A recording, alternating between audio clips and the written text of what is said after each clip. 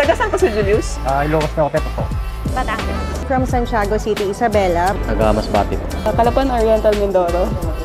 Wow! What made you decide to come dito sa workshop? Very relevant siya sa work namin, sa business namin because I'm a contractor din and we are also a developer. So, very relevant siya and gusto ko matutunan yung mga ganyan, yung mga bagong mga products nyo and finishes. Karamihan ng mga tauhan namin sanay lang sa paint.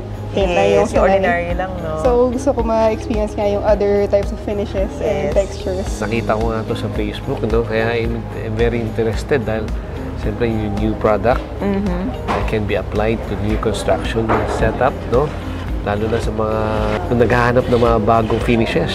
No? Ito yung pinakamagandang paraan eh. Ito yung mga dapat turuan na natin sa mga new generation. It's part of an art. Yes, tama. Ito naging a part of our business din. Kaya yan ang mga kailangan natin magawa maayos. Yung misis ko nasa Airbnb siya. Yung napupuntahan ko mga condo, ang dami ko nakikitang kulang. Alam mo naman sa condo, ang hirap i-penetrate. Yung bang pagpapasok ng materials, ang daming kailangan. So, eto, easily. Pwede mong dalhin kagad, pero doon mo na lang gawin sa loob. Yes. Kasi nasa real estate ako, tapos bala kong maggawa ng team for renovation. Kasi hindi na mabili mula siguro after ng pandemic. Kasi nalugi ako dahil nung nag-launch ako, 2019, biglang shutdown. Tapos, ang tagal makabalik ng benta. Kaya nag-ano ako into renovation team. Tsaka, kaya happy ako kasi mahilig ako mag-paint. Pero maganda yung training, as in, mapapagod ka sa dami ng training. Finisin na kasi yung bahay namin. Kaya gusto kong mag-DIY para ako na mismo gumawa ng mga... Yes! Exactly! Makakamura ka talaga. Tapos doon yun sa Ilocos Norte gagawin? Ang galing. Dadalhin doon yung product ni Sir sa Ilocos Norte. Well, ano ko na habit may pag-DIY. DIY naman. Gusto kong mag-explore more on it. Gusto kong magkaroon ng ibang aura sa bahay.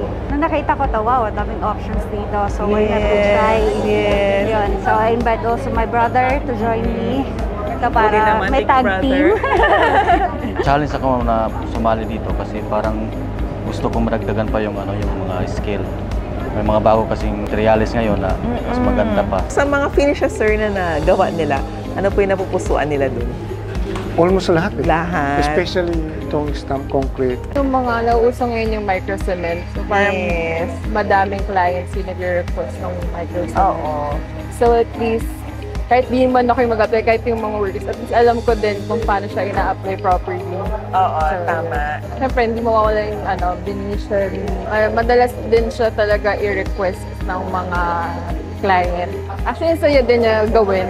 Tsaka dali lang niya i-apply. For me, para sa akin akong babae ka at madali lang, pero professional ang dating. Nagustuhan ko yung Marza. Yes, Marza. So, ganito, madali siya i-apply and relatively affordable. Yes, and sobrang tipid. Type ko talaga itong si Granite. Yun ang pinakamaganda.